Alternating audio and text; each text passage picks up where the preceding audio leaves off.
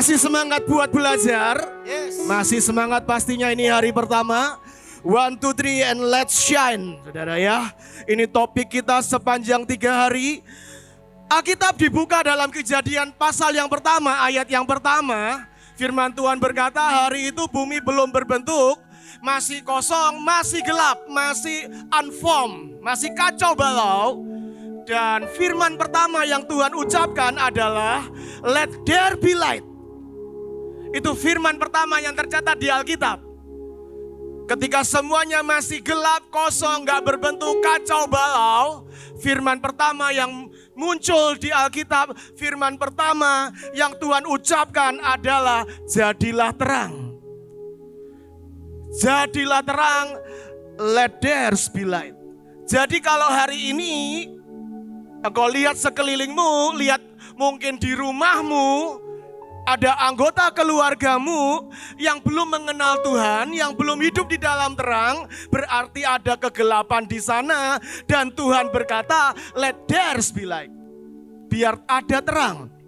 Maka itu adalah bagianmu untuk menjadi terang di sana. Amin.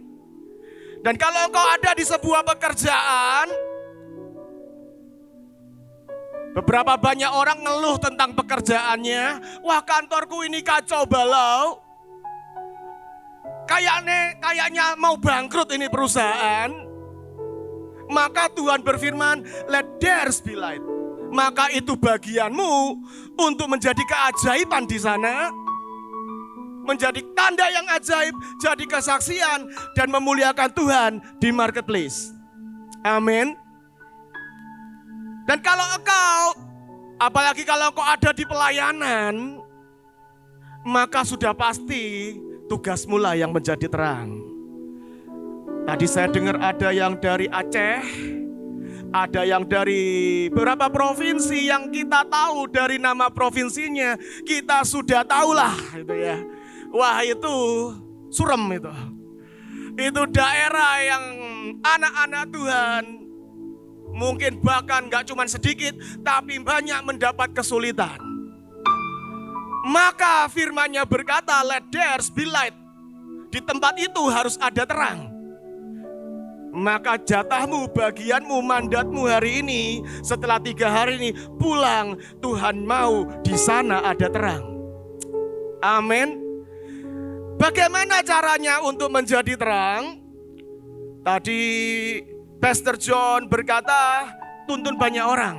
Saya coba belajar kita dari sisi yang lain. Yang pertama saya mau baca dari satu firman yang berkata begini. Mata adalah pelita tubuhmu. Kalau matamu baik, teranglah seluruh tubuhmu. Tetapi jika matamu jahat, gelaplah tubuhmu. Karena itu perhatikanlah supaya terang yang ada padamu jangan menjadi kegelapan. Ini Captain Marvel, saudara. Sama sekali nggak rohani, apalagi ilahi, saudara ya. Tapi saya pasang di sini karena keren aja gambarnya. Nah, matanya terang, saudara ya. Matanya itu menyala dan sangat terang. Dan ayat ini berkata kalau matamu baik, terang semuanya.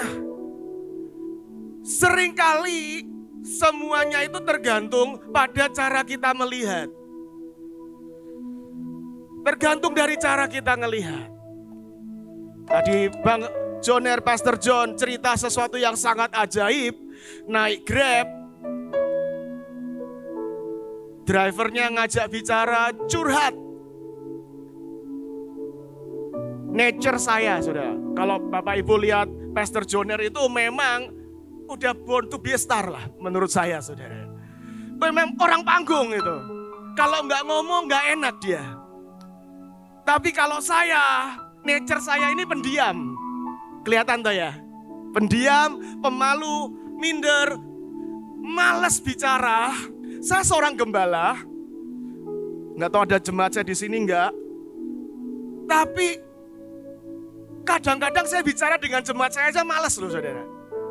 Tapi kalau Pastor Joner ini, kalau nggak bicara nggak enak.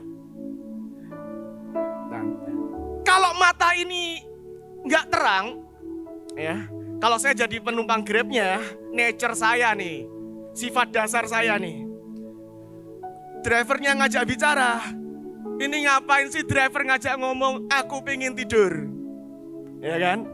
Tapi kalau matamu terang, kita bisa ngeliat, wah puji Tuhan, saya ini membuka pembicaraan dengan orang aja susah. Maka kalau drivernya ngajak saya bicara lebih duluan, harusnya puji Tuhan, kesempatan. Itu kalau matanya terang. Wah kesempatan, nggak usah susah-susah. Menata kata, membuka percakapan, orangnya sudah bicara duluan. Tinggal disaut aja, disambar, cerita, doakan tentang Tuhan. Tergantung mata kita. Tergantung sudut pandang kita, tergantung bagaimana caramu melihat semuanya. Jadi mata ini sangat penting. Makanya ayat ini berkata kalau matamu itu baik, matamu itu terang, semuanya terang. Hari ini poin pertama, saya mau berkata perhatikan bagaimana caramu melihat semuanya. Bagaimana caramu melihat yang pertama adalah akan dirimu sendiri. Bagaimana caramu melihat dirimu. Saya tumbuh benar-benar dari, kalau tadi Bu Iin cerita di kelas paling tinggi, saya kebalikannya. Saya di kelas paling pendek. Itu membuat saya nggak menonjol. Dan saya memang tidak suka menonjol. Saya tumbuh dengan sebagai bocah yang penuh dengan keminderan. Itu raksasa dalam hidup saya yang sudah saya kalahkan.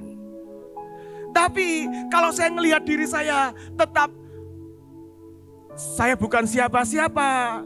Saya debu,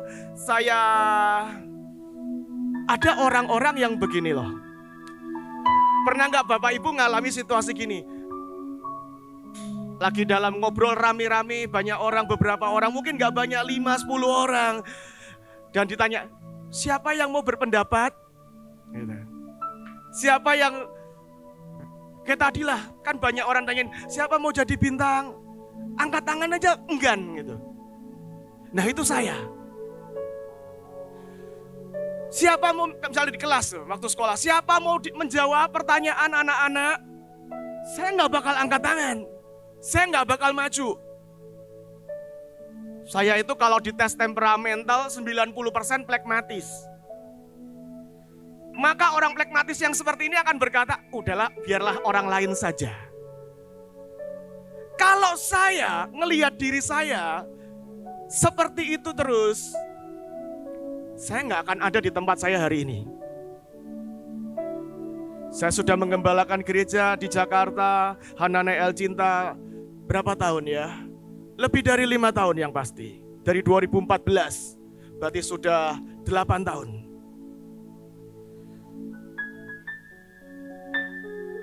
Tergantung caramu melihat akan dirimu.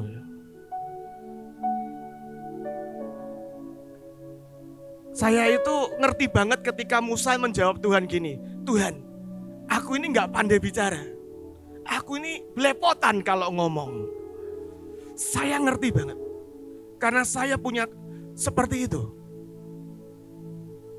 Tapi ketika suatu hari, beberapa hamba Tuhan mulai mendoakan, panggilanmu seorang gembala. Saya melihat suatu hari kau akan menjadi pengajar, pengkhotbah. Bahkan sampai ke bangsa-bangsa. Ngomong bahasa Indonesia aja belepotan, apalagi bahasa Inggris. Tapi kalau saya ngelihat diri saya, gagap, gak bisa bicara, minder, pemalu, males ngomong. Kalau Pastor Joner ini people person. Seorang person yang berorientasi pada orang. Saya ini orang IT. Saya lebih suka ketemu komputer sebenarnya daripada ketemu orang. Saya orang IT guy, nerd dan antik saudara. Tapi sehari ini saya jadi gembala. Ketika saya merubah cara pandang saya tentang diri saya,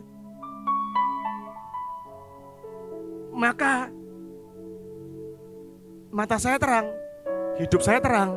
Saya ada di tempat, di posisi, di cakrawala, di spot yang Tuhan tentukan untuk saya jadi terang. Dimulai dari mana? Merubah cara pandang saya sendiri atas diri saya. Tadi kan sudah dibuat simpel, saudara. Siapa dirimu? Anak Yesus. Itu sudah cukup. Tapi berhenti menganggap dirimu, melihat dirimu dengan self pity, dengan minder, dengan mengasihani diri.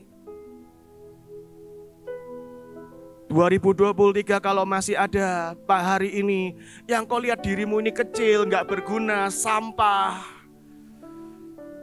Hari ini mulai berubah, mulai merubah caramu melihat dirimu.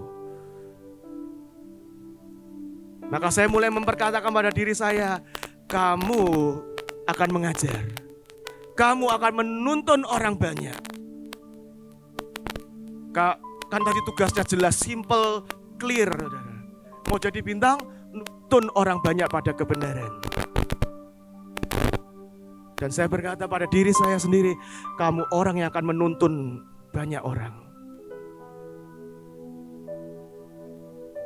Saya mulai melihat ke cermin.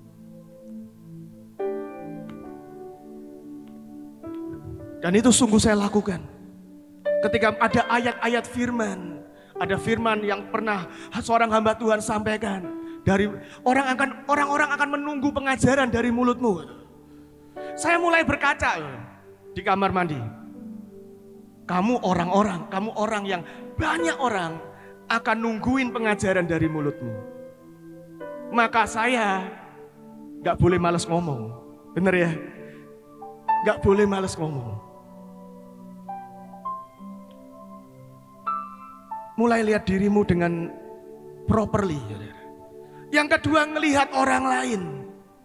Seperti tadi loh, kalau driver Grabnya ngajak bicara, maka saya harus berubah, mata saya ini ngelihatnya berubah. Saya paling suka selain makan adalah tidur. Saya ini sejenis kaum rebahan. Sejenis kaum rebahan. Tapi nggak bisa. Oh, harus bangkit toh. Tadi ayatnya sudah dibaca, bangkit, bangun. Jadi buat kaum rebahan di sini, kaum rebahan nggak bisa jadi star. Ayatnya jelas, bangkit dan bangun. Tapi saya ini paling demen kalau di jalan, kalau disetirin paling seneng tidur. Apalagi kalau dari airport ke sini itu kan jauh, lumayan. Tidur 1,5 jam itu, wow, luar biasa. Luar biasa.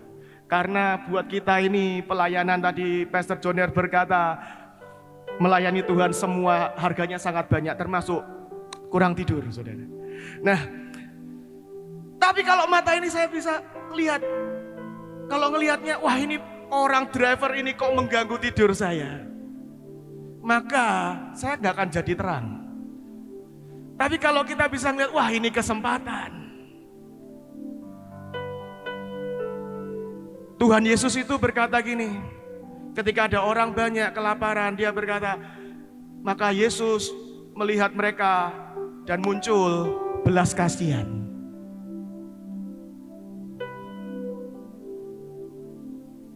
Ngasih makan itu kan gak harus ada preman nungguin di depan rumahmu ya. Ya toh?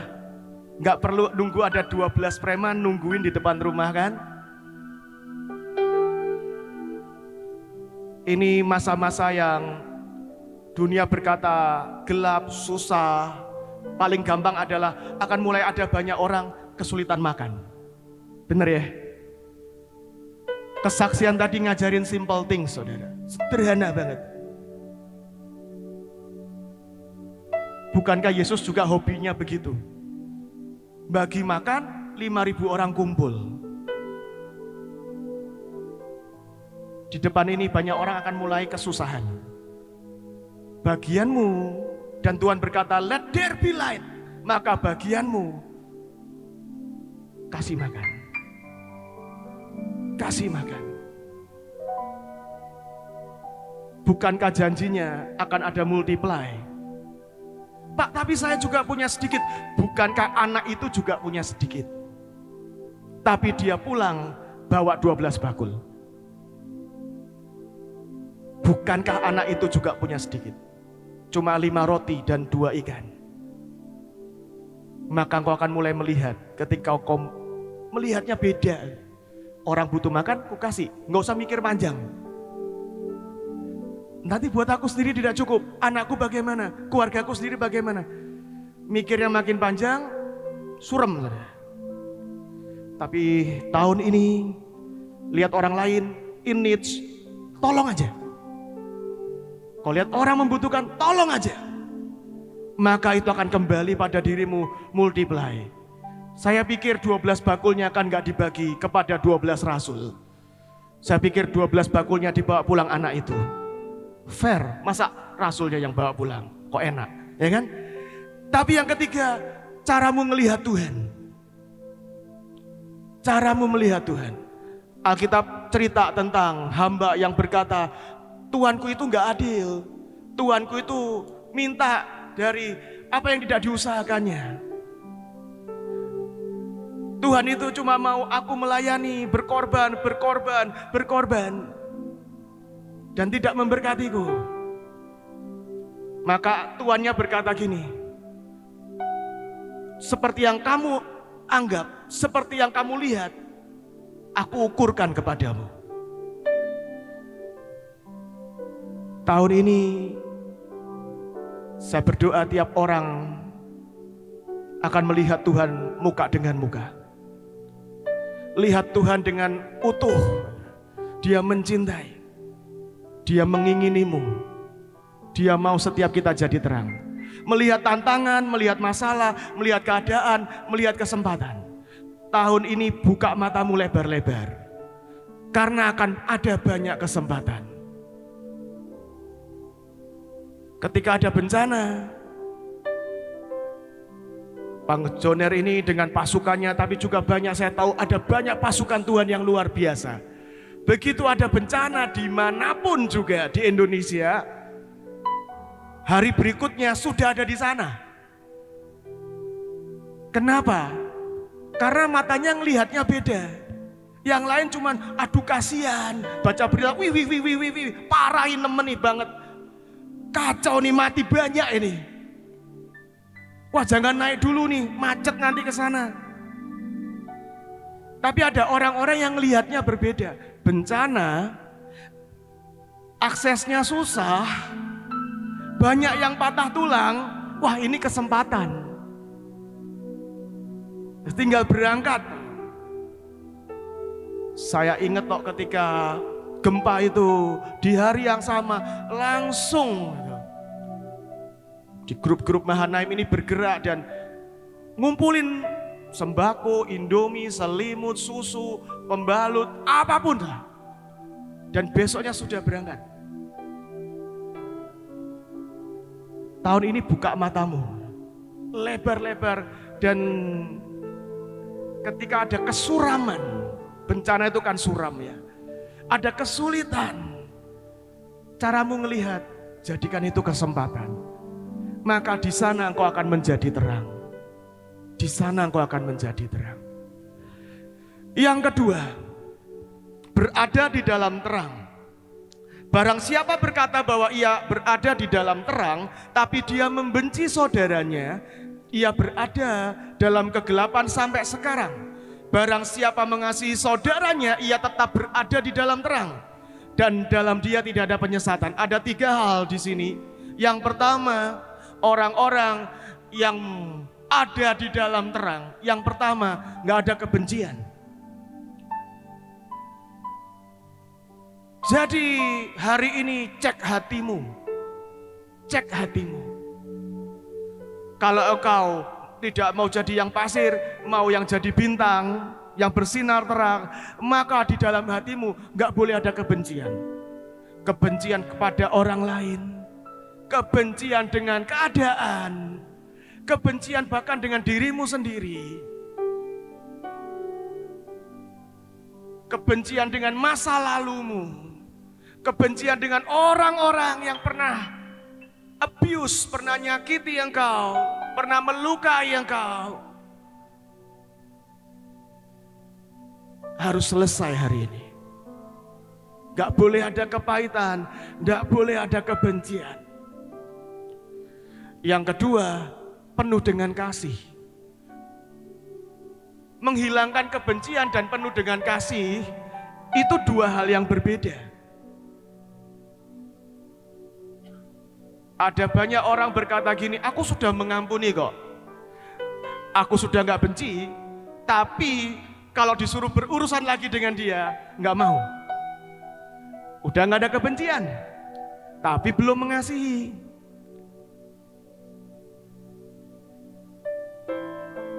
Aku udah gak benci kok, saya gak benci, tapi aku juga sudah gak mau ketemu. Karena kalau ketemu muncul lagi pahitnya dan sakitnya.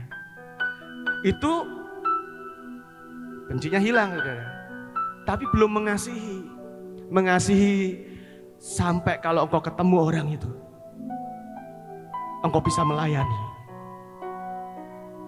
Engkau bahkan bisa mendoakan, membasuh kakinya, menyajikan yang terbaik. Itu namanya mengasihi. Yang ketiga dikatakan tidak ada penyesatan.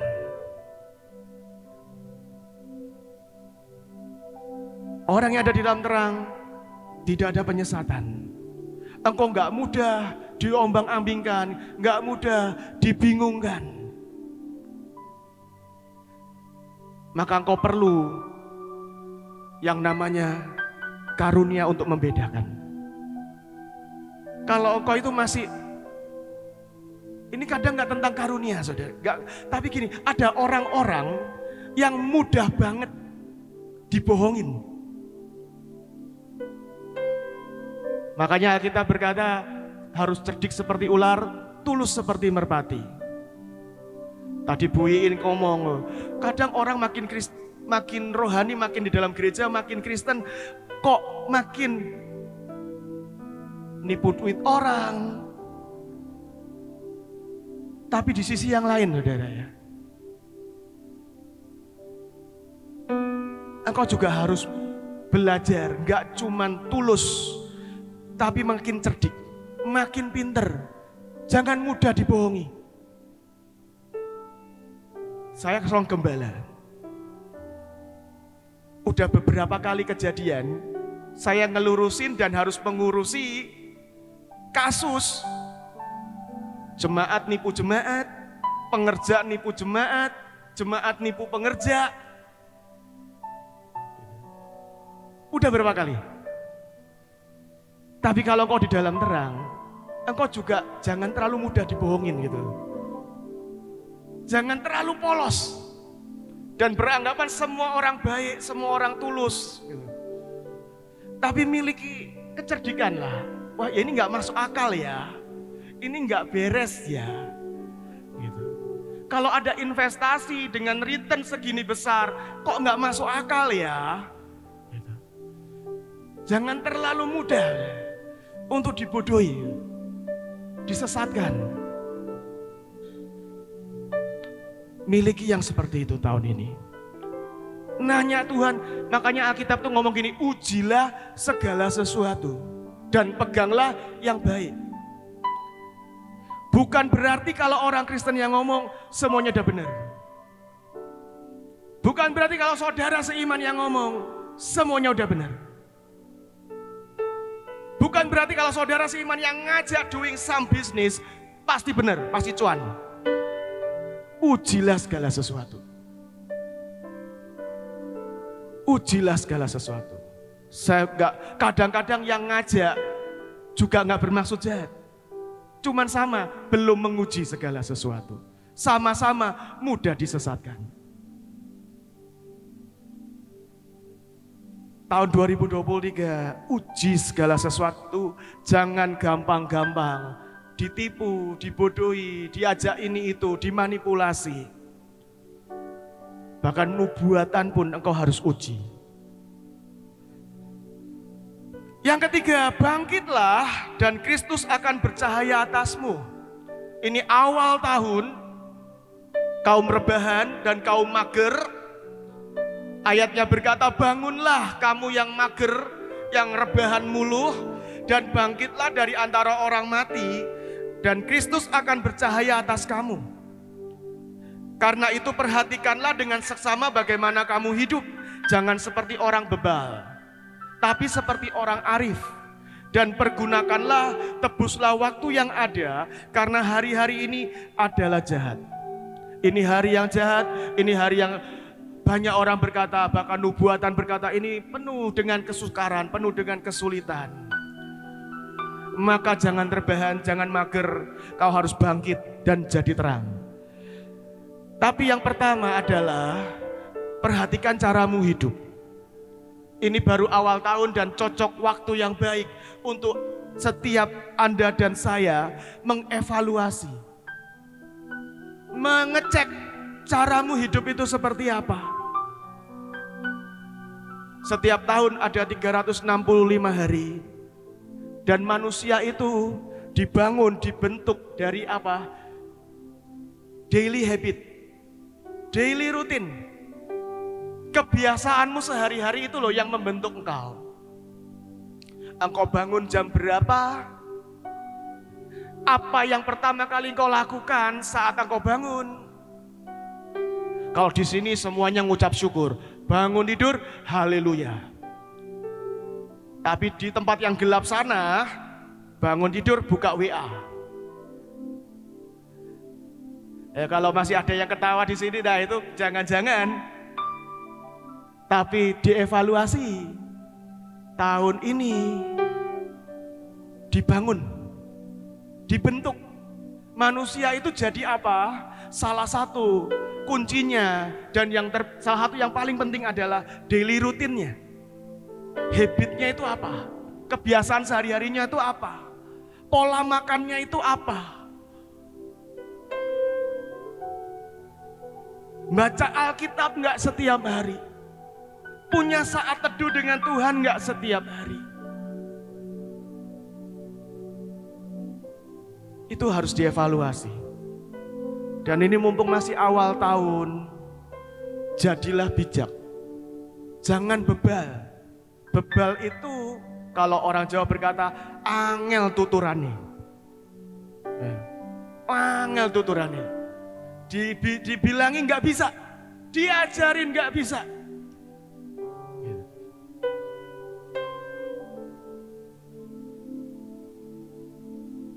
Ignorance, mengabaikan semuanya, itu bebal. Dan firman Tuhan berkata jangan bebal. Tahun ini, kalau tahun-tahun kemarin, Tuhan udah bicara, tapi engkau gak merubah apa-apa. Engkau ignorance, tahun ini jangan ignorance. Coba review, evaluasi apa ya? Iya ya, ini ya yang papaku, bapakku, ayahku, pemimpinku, pendetaku, gembalaku sering ngajarin, nuturin aku nih. Tapi sampai hari ini belum kulakukan. Iya ini, Tuhan itu sudah bicara berkali-kali untuk aku baca Alkitab. Untuk aku punya doa, jam doa sejam sehari. Tapi sampai hari ini kok enggak kulakukan. Dan Tuhan berkata jangan bebal nak. Jangan bebal. Bertekad untuk memperbaiki apapun yang masih salah, apapun yang kurang. Tebus waktu. Tadi ayatnya berkata pergunakan waktu karena waktu-waktu ini jahat. Tapi bahasa aslinya, bahasa Inggris juga berkata redeem your time. Nebus waktu. Nebus waktu itu bagaimana? Contohnya gini saudara. Saya ini bertahun-tahun terbiasa. Yaitu tadi saudara. Kurang gerak, kebanyakan tidur, makan banyak. Jadi perut buncit, suku perut buncit dan pipi tembem. Maka untuk menebus waktu-waktu yang salah pakai itu, salah makan, maka saya mesti exercise more. Mesti gerak lebih banyak, olahraga lebih banyak. Mesti diet. Mesti memperhatikan makan saya.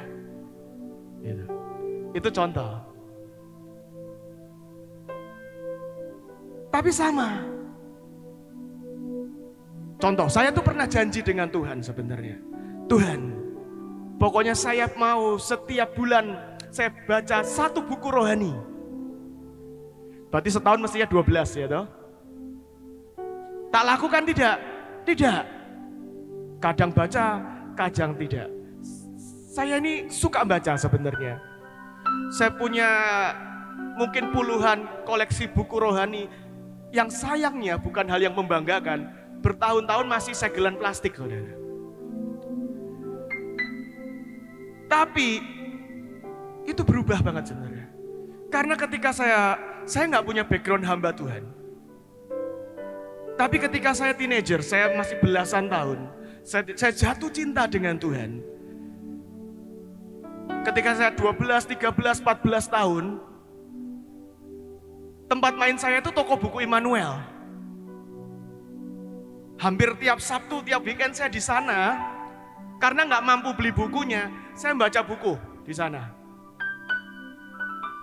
Tapi hari ini, sebenarnya ada begitu banyak buku yang, wah ini kayaknya bagus nih.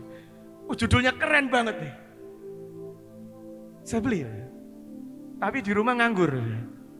Tapi saya bertekad sebenarnya, Tuhan saya mau tiap bulan saya baca 1 buku. Nah kalau saya mau menebus waktu,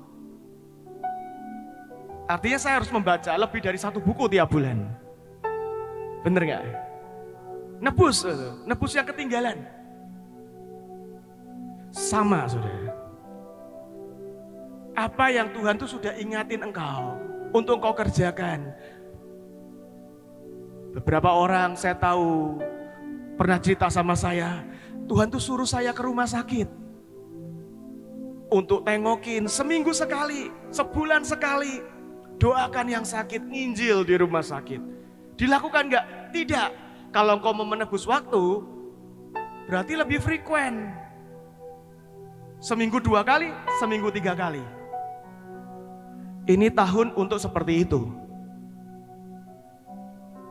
Yang kemarin-kemarin engkau tahu mestinya engkau lakukan, tapi engkau tidak lakukan, tahun ini dimasifkan.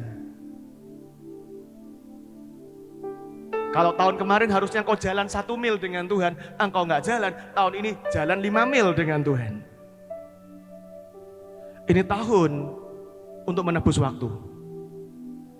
Dan Tuhan akan berikan banyak kesempatan. Iya loh.